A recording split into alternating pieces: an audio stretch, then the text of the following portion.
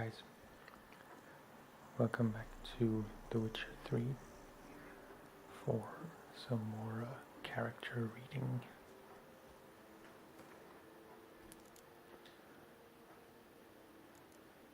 Today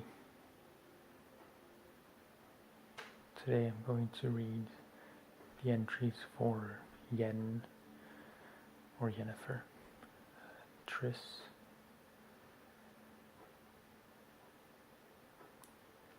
Uma, probably, Avallac'h, Priscilla, and maybe Dijkstra if there is time. I know I said in the last video that I would do all the witches or all the sorceresses in one video, but then I thought that they're not all equally important to the story, and definitely Yen and Tris should be mentioned, but there are some sources, that's a really difficult word, sorceresses. There are some that I hardly remember even from the story. So yeah, let's get started with Yen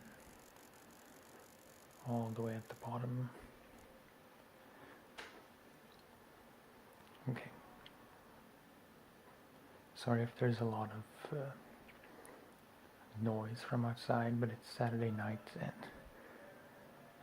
there's a bar almost straight across the street. And there tend to be a few people outside most of the time who are either drunk or just loud in general. But yeah, so to start with Yennefer. Yennefer of Vengerberg. The Witcher first met the raven-haired sorceress a good 20 years back. Their friendship and the feelings between them were born of a common adventure involving a genie and a wish granted to Geralt that intertwined their fates inextricably. In the time since then, their relationship had, however, been quite stormy, rich in ups and downs, crises and breakups. Geralt and Yennefer's love provides irrefutable proof of the thesis that opposites attract. A few years ago, Geralt and Yennefer had, after a long separation full of adventures for them both, gotten back together again. Their moment of repose was interrupted by the wild hunt, which took Yennefer captive. The Witcher set out at once to save her, but lost his memory while doing so. When he finally recovered it, he immediately set off once more on his quest to find his beloved sorceress. The circumstances of Geralt's initial reunion with Yennefer after 2 years were quite different than he had imagined. The sorceress was not only safe and sound, but had even secured the aid of an unexpected and mighty ally, the Nilfgaardian Empire. A thick air of repressed hostility reigned during Geralt's time with Yennefer in Skellige. More than once the sorceress sharply expressed her displeasure, sparing no cutting remark, just like during the best years of their relationship. In the end, however, the Witcher's patience was rewarded, and their expedition to retrieve the Mask of Ouroboros brought the former lovers back together. The gulf that had arisen between them during their time of separation seemed that much narrower.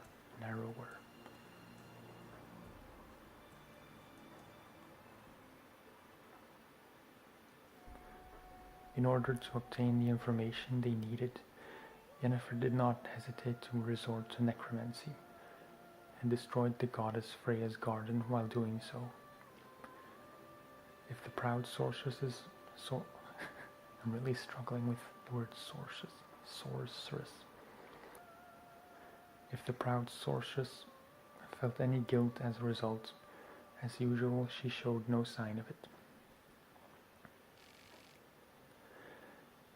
The idea of hunting another genie together did not at first arouse Geralt's enthusiasm, but Yennefer had a truly valid reason for wanting it. If she succeeded in forcing the genie to take back the wish binding her to the Witcher, she would finally know if the feelings between them were truly love or merely magic. The genie granted Yennefer's request and broke the thread of destiny binding her to Geralt. Luckily, it turned out their love could continue without the need of supernatural assistance. Though the sorceress's difficult character had made life miserable for everyone at Kaer Morhen, in the end it was her stubborn determination that led to Uma's disenchantment and the lifting of Avallac'h's curse. Yennefer had always felt some ends justified otherwise unsavory means. When it became clear recruiting Ciri would require the help of Philip Eilhart and the other sorceresses of the reviled lodge, she forgot about any bad blood and convinced Emir to grant them amnesty.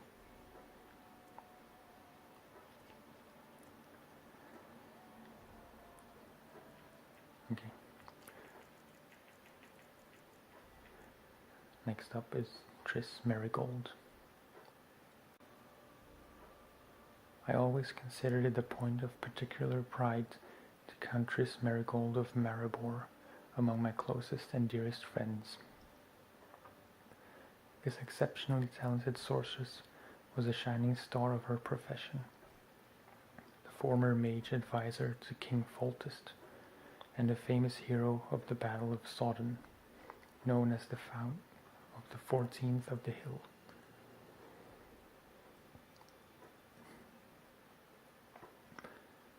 Yet in no way did she resemble her often unbearably haughty sisters in magic.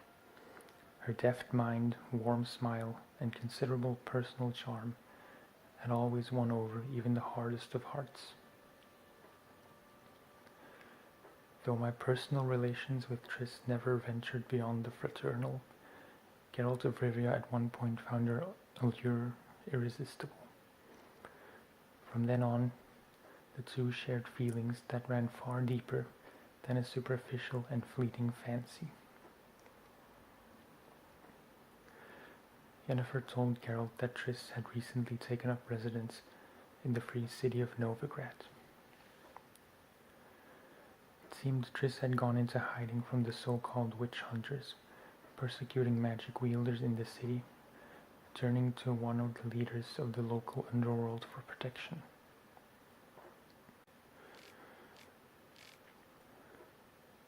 After a bit of a runaround, Geralt found the sorceress, who had indeed entered into an arrangement with the so-called King of Beggars. She paid for his protection by providing magic services to his organization. Though Triss did not know anything about Ciri and her stay in Novigrad, she promised to do all within her power to aid Geralt's search. Though theoretically Triss and Geralt had ended their romance half a year earlier, it was clear the feelings they felt for each other had not vanished so easily. To deal with this, the sorceress pretended that nothing had happened, and the Witcher, as is his wont, sheepishly masked his feelings with a mix of hesitant interest and fake indifference. It must be said that both of them handled the situation quite awkwardly. The plan to get close to Caleb Menge that Triss presented to the Witcher was very risky and placed her in great danger. The sorceress knew, however, that Ciri's life might be on the line, and so did not hesitate for even a moment. Probably at this point I should mention that I chose for Geralt to stay with Yennefer, because there is a choice that has to be made at some point in the story where Geralt can restart his intimate relationship with Triss, but I chose not to go there, because I felt like Yennefer and Geralt had more of a solid history than Geralt and Triss. So I don't know. I was pretty sure from the start that I would choose to go with Yennefer.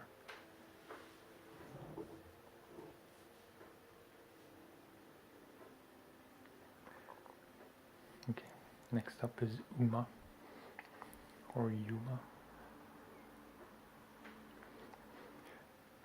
When Geralt encountered a misshapen midget at the Bloody Baron's court, he didn't think much of it. Yet when he heard a similarly deformed being had washed up on Skellige's shores in the same boat in which Ciri and her mysterious companion had sailed off shortly prior, he connected the two at once.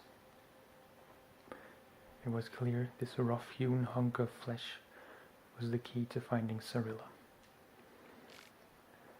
Sadly, there was no communicating with Uma. The gnarled twiglet lived in his own miniature world.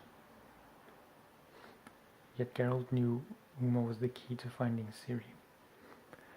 Even if no pertinent information was forthcoming from the creature's stunted lips, surely further investigation would squeeze some solution out of this riddle. Though Yennefer and Vesemir agreed Uma was suffering from a powerful curse, they could not reach a consensus about how to go about lifting it. Sharp words were exchanged before Vesemir stepped in and announced that before Yennefer did anything, he would try one of the traditional Witcher methods. All that was left to the others was to wait. Though Vesemir's method had worked to disenchant the famous Swan of Povis, it brought no breakthrough here. Vesemir did, however, succeed in confirming that Uma's body was a sort of magic prison in which some other being was trapped. Yennefer's method did not prognosticate a higher chance for Uma's survival, yet was now the only remaining option for lifting the curse. The ritual succeeded beyond their wildest expectations. The person cursed inside Uma turned out to be none other than Avallac'h, a powerful elven sage the Witcher had met before.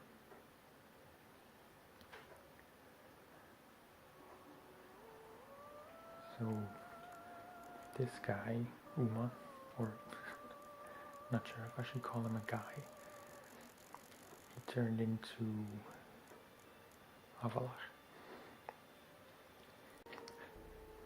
The being trapped within Uma's tortured husk turned out to be Avallac'h, a powerful sage of the Enel elves.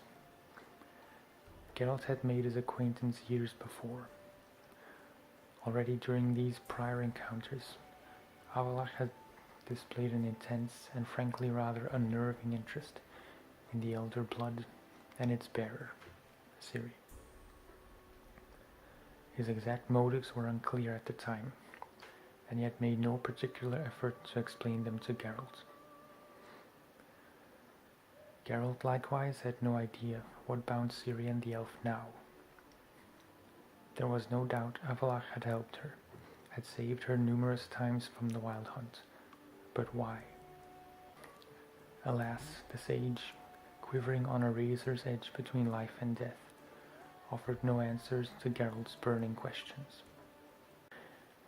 He did, however, muster enough strength to utter a crucial piece of information: Ciri's location.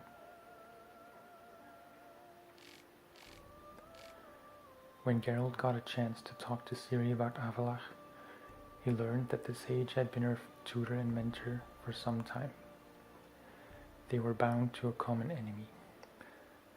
Avallac'h had been the chief advisor to the previous ruler of the NL, whose demise had precipitated the conflict between Avallac'h and successor Eredin. The sage had thus made it his mission to protect Ciri from his new king's malicious designs, whatever the cost. Ciri made it clear to Geralt that she trusted the sage. He had saved her life on numerous occasions, including when, feeling the onset of the curse that would transform him into Uma, he resolved to hide her from the Wild Hunt on the Isle of Mists. And there's a typo. It says form instead of from. Avallac'h played a key role in staving off defeat during the defense of Kaer Morhen. After the battle, he advised the Witcher that ultimate victory over Eredin and his ghastly cavalcade would only be possible with magic assistance. That meant Geralt would have to once again pact with members of the infamous Lodge of Sorceresses. I feel like such a spaz whenever I say sorceresses. Anyway. Seizing the calm before the storm, Avallac'h tried once more to teach Ciri to control her incredible talent. He soon found that Ciri was as stubborn a pupil as she was gifted, something that Geralt had discovered for himself much earlier. Drawing on his knowledge of internal NL politics and the strengths and weaknesses of the Wild Hunt's commanders, Avallac'h crafted a plan to eliminate one of Eredin's most powerful allies, his master of manipulation, Gels. In order to accomplish this, Avallac'h was willing to do anything, even risk a dangerous journey to Tirnalia. Geralt's trip to Avallac'h's laboratory confirmed that the sage was interested in Ciri and her genealogy. The elf they stumbled across in Avallac'h's laboratory claimed his interest in Ciri was purely pragmatic, and that he secretly loathed her for the human blood in her veins.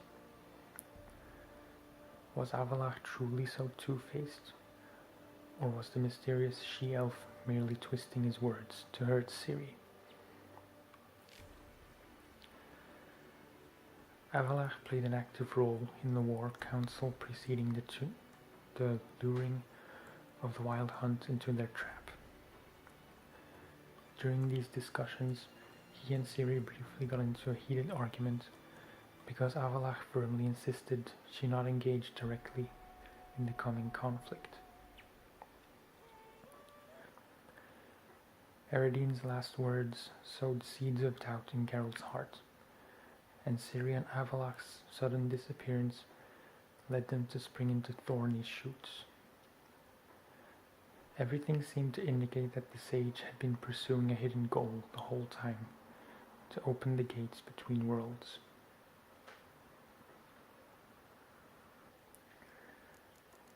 Next up is Priscilla. As a poet and a romantic, I have immortalized in flowery verse the charms both corporeal and spiritual of many women.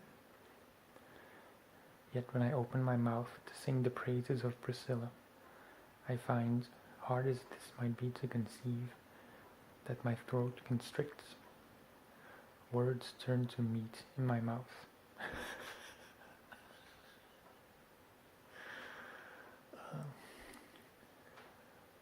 Words turn to meal in my mouth, and all elaborate turns of speech seem artificial and empty when compared to the natural beauty talent, sensitivity, and intellect nature has bestowed her. Priscilla, or Calanetta, the stage name under which she gained artistic renown, was, around the time of our story's beginning, enjoying the last stop on a triumphal tour of concerts that had taken her from the sumptuous courts of Lan Exeter and Pontfanis, through Tredegor and Calf, finally bringing her to the glorious city of Novigrad. Once he had found my Calanetta, Geralt had an opportunity to witness firsthand her beauty and numerous talents, for it was her fertile mind that birthed the play which then ingeniously turned out our elusive Doppler friend Dudu. News that Priscilla had fallen victim to a brutal attack hit me like a landslide of avalanches. Why someone would possibly want to harm such an innocent creature was a complete mystery to me. Priscilla had been horribly wounded, and her life hung by a thread.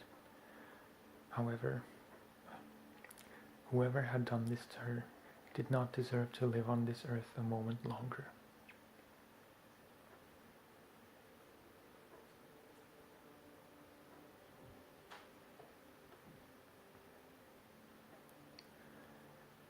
Okay, and there is definitely more time for Dijkstra, or Dijkstra, as it's pronounced in Dutch. It sounds like a Dutch name. I don't know.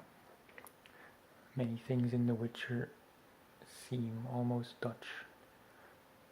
I don't know where the guys of CD Projekt Red are from, so I know they're from Europe, but I'm not exactly sure which country. Anyway, Dijkstra. The individual masquerading as Siggy Reuven was in fact none other than Sigismund Dijkstra, the former head of Redanian intelligence, and a man Geralt and I had had many dealings with in the past. He had fallen out of King Radovid's favor, and nothing had been heard of him for many years. Now it seemed he had finally decided to emerge from the shadows, but instead of returning to high political wrangling, he dove deep into the criminal underground, and quickly surfaced as one of its leading figures. Though he did not show it, in his own way Dijkstra respected Geralt, even though the very thought of their last meeting brought a pained grimace to his face.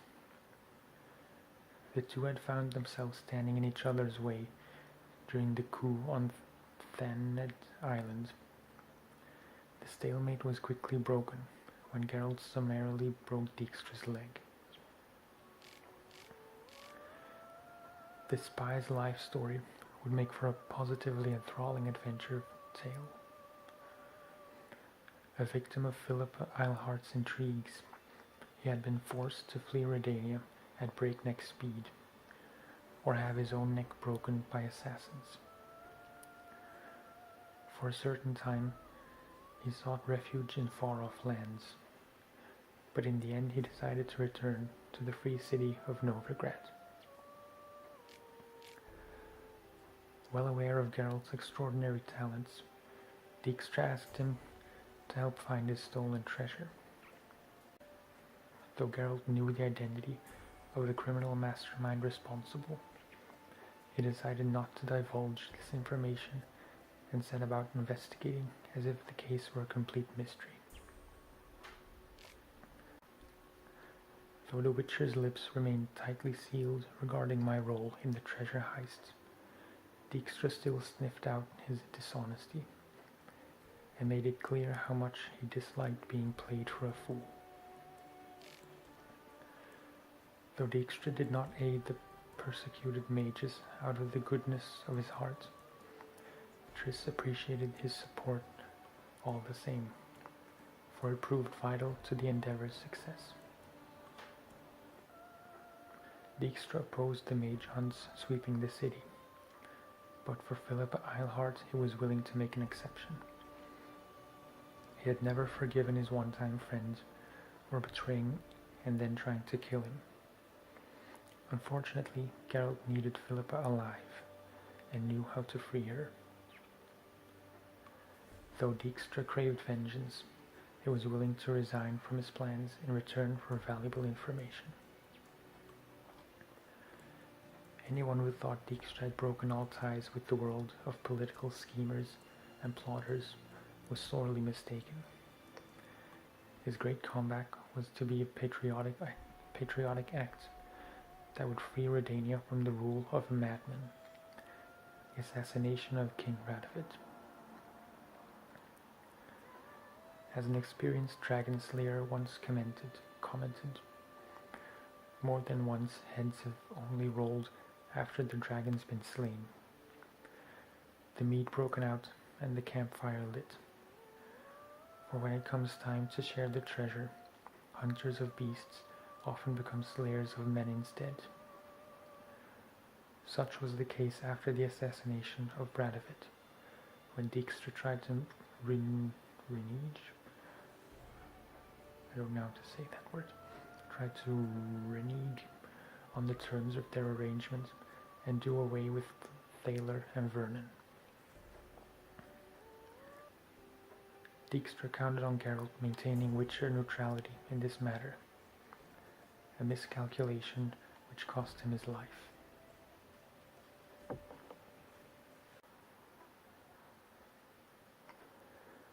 Okay. Trying to think if there are more characters I could read that are relevant.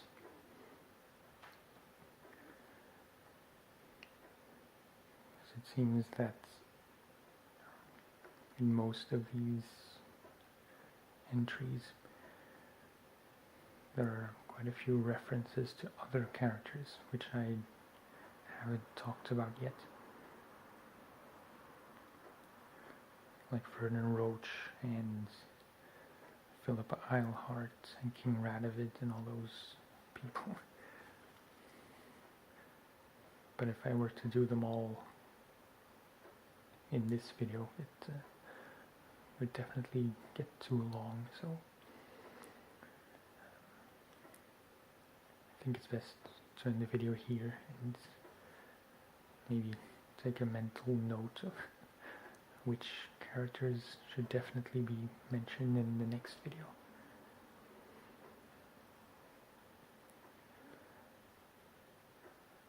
So that was it for this video. I hope you enjoy these reading videos. It's kind of confronting how badly I can read sometimes, and how much I might need reading glasses, because it's getting more and more difficult to read this stuff on the TV. But I guess I'm also just pretty tired, so it's now 5 to 3 a.m.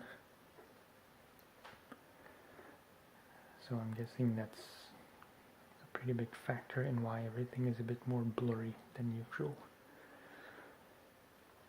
So anyway, thank you for watching, and I'll see you in the next video.